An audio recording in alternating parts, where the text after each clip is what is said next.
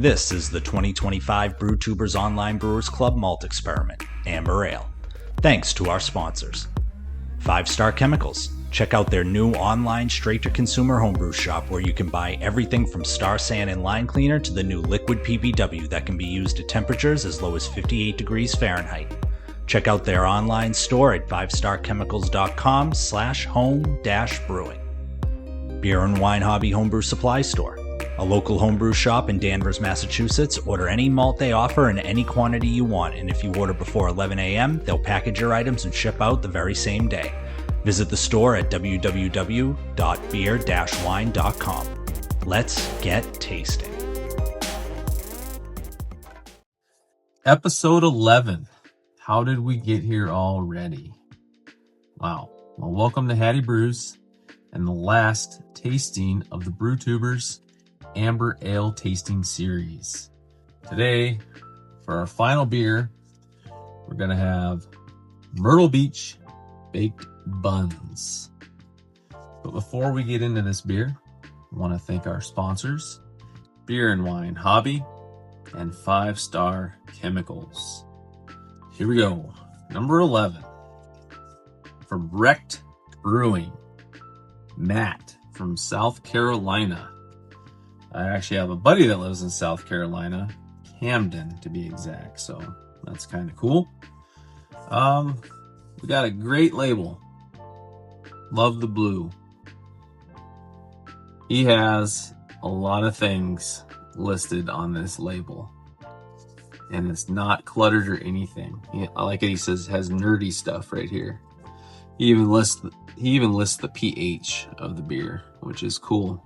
And the mash temperature, everything you'd want to know. Finished it at 10:07, which is nice and dry. ABV 5.6%.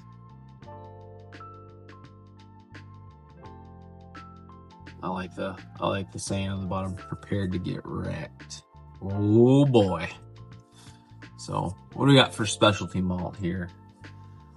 He's got it listed on the side, of course, because everything else is on there. He has an 8-ounce edition of Carolina Malt House's Biscuit Malt. So that sounds pretty local to him, possibly, since it's from Carolina. I had to look it up here. So it says it adds flavor reminiscent of warm, freshly baked bread and the toasty sweet underside of a cookie. That's pretty detailed. Providing body, bready notes, and complexity to a variety of beers from pale lagers to big stouts, this lightly roasted specialty malt can also be used to add complexity to English ales, brown ales, and porters, providing a versatile, biscuity character without overwhelming the overall malt profile.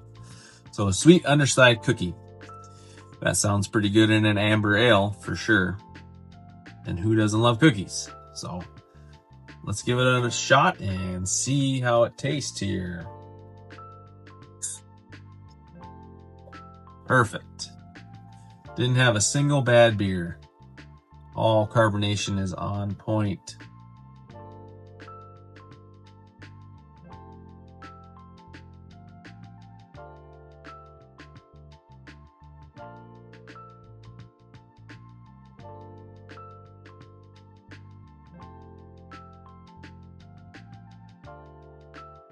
Clear. Brilliantly clear, I'd say. Hopefully I'm not using that term too loosely, but it is very clear. Golden hues, as all the beers have had. Some lighter, some darker. I guess I should be more professional. So, yeah. Nice golden color. Looks nice. It's very appealing. Nice head on the beer. A little foamy, pillowy. Let's go in for flavor. Actually, aroma. Jeez, I should know that by now.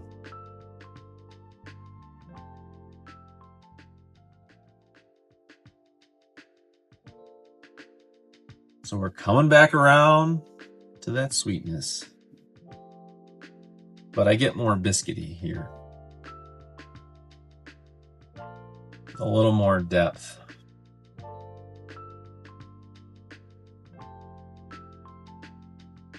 The toffee.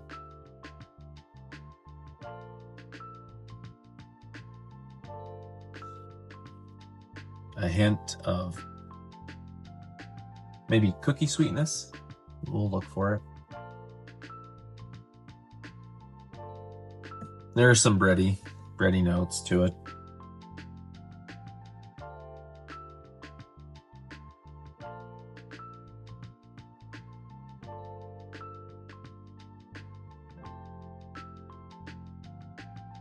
Yeah. Smells really, really good. Caramel, toffee, biscuity, bready. All good. Now we can go in for flavor.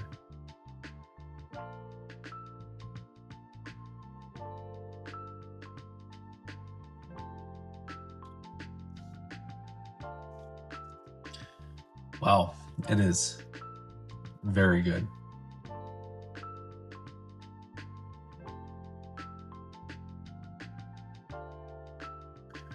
It's like balanced. Very, very well balanced.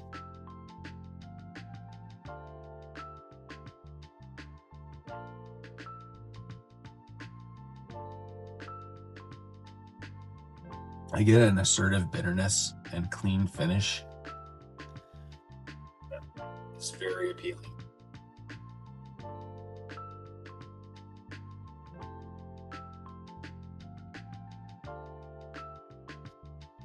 That being said, it's like I get this hint of malt, but then it's like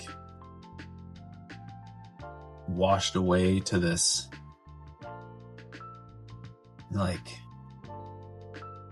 bitterness, dry, even finish.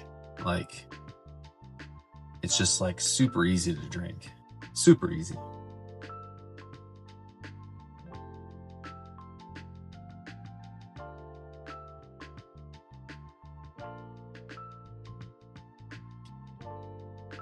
I'm getting a little bit of baked bread. I really wish I could find that sweet underside of a cookie though. I mean, that sounds fantastic.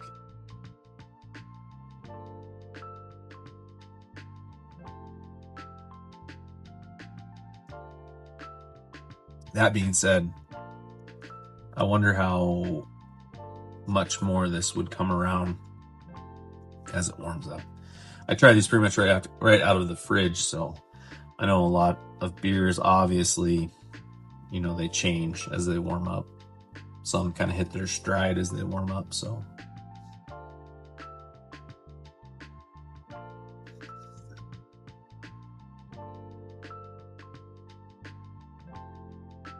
It's definitely not malt forward in the flavor. It was in the aroma.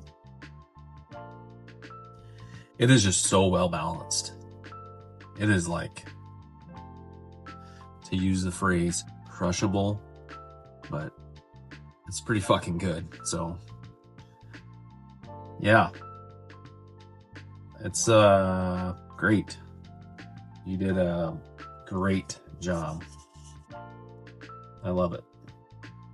So I think it'd be pretty easy to rank this one. Definitely gonna go straight to the top. I didn't even write it down. I should have. Number 11, WreckedBrewery. Gotta be an obvious 10. Obvious 10.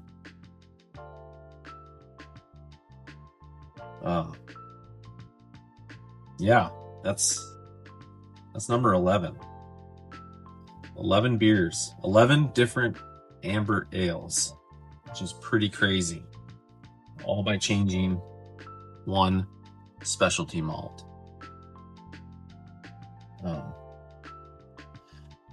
Who would have thought? Who would have thought just a little bit of extra grain here and there would make that big of a difference? But it definitely can.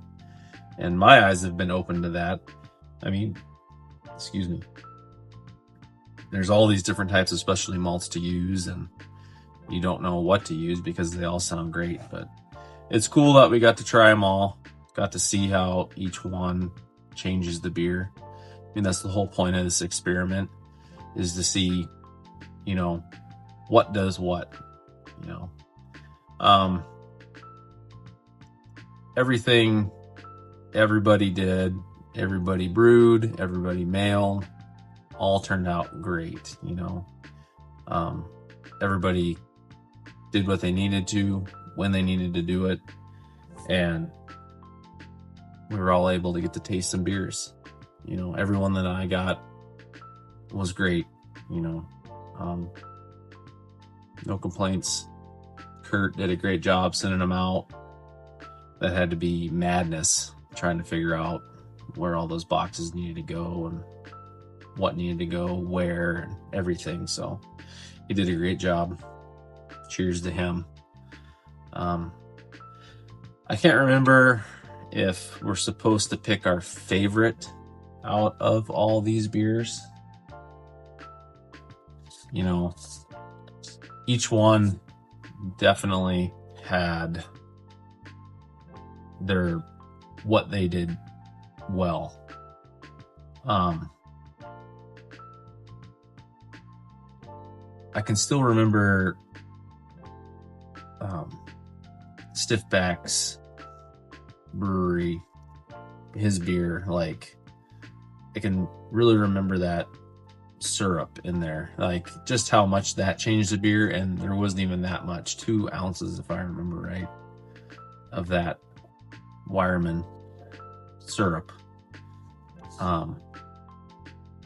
Rigger Brews, his was like crushable. Like, it had like a hop dryness to it. Reminded me of kind of like how a pale ale or an IPA ends. Like, it was very easy to drink. Irondale, his was more malt forward, and it finished really well. It drank well. It was my wife's favorite. Great beer. Great beer. Gamdude's Melanoidin. That was also a great beer. You know, it was super easy to drink. It had a finish like Rigger Brews. It was a very good beer. Underground Brewery, that raisin, wow, that just was like completely different. Never thought of millet or any kind of millet to use, so that was an eye-opening beer. Hundhut beer, that was a really good beer. Solid, you know, hit all the marks. Was a great amber ale. Had that little bit of Roca to it. Was nice. Brookside, crushable, sessionable. Had a little bit of honey. Could have used a little bit more. I think would have rounded it out. But I know we had a little fermentation issue, so I can't remember if he just didn't hit his OG or exactly what happened. I just I remembered him saying the yeast had stalled, so I'm not sure. Brewmaster Jerry, Superman, fantastic. Highlighted the specialty malt, was great. And then we have Exit 12, the VP. His was a good beer. You know, I think it would have been better, but I got kind of the bottom of his fermenter, I think. You know, I poured the can out and it had some stuff at the bottom, so I'm thinking just by sheer luck, or not good luck for me, but I got the bottom of the last of his canning, so I think his beer is probably better, but the version I got was towards the end, so. But it definitely highlighted, you know, his specialty malt, and it's exactly how I remembered it, that Red X, just kind of a super sweet caramel-like malt, so. Then Wrecked. Get wrecked. Boy, I could get wrecked on this, so. This is a great beer. I think, you know, if I had to pick, they each have their, you know, their pluses and minuses. Not many minuses, but I don't know if it's because it's the last one I'm finishing with or not, but I choose this one as the best, I think, personally. That's what I like. So fantastic job. So balanced. It's great. So, well, thanks for watching. First time making videos, so I know some of them probably weren't easy to watch, but I did try my best. I tried to describe the beers as best I could. I'm not the professional at naming flavors, and I can't name like fruits off the top of my head that they smell or taste like, so just kind of doing what I can. So thanks for joining me. Thanks for watching. Thanks for the likes. Join Brewtubers if you can. It's a great community full of great people. You don't have to make videos. We get a Discord. You can talk to anybody about anything. Everybody is really polite and open and willing to listen. So, yeah, thanks for watching. I appreciate it. And as always, keep brewing and later.